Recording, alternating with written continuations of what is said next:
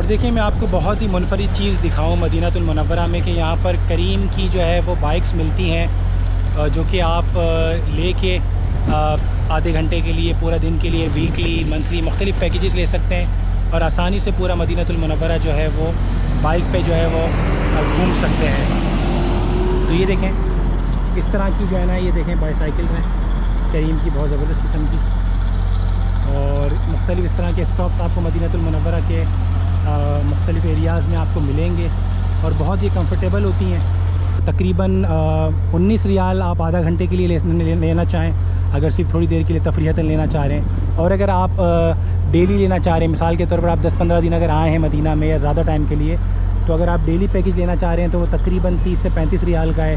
और फिर इसी तरह से वीकली पैकेजेस भी हैं और मंथली पैकेजेस भी हैं। तो मैं समझता हूँ कि अगर आप इस तरह की साइकिल पे मदीना सिटी को एक्सप्लोर करना चाहते हैं तो बेस्ट ऑप्शन है।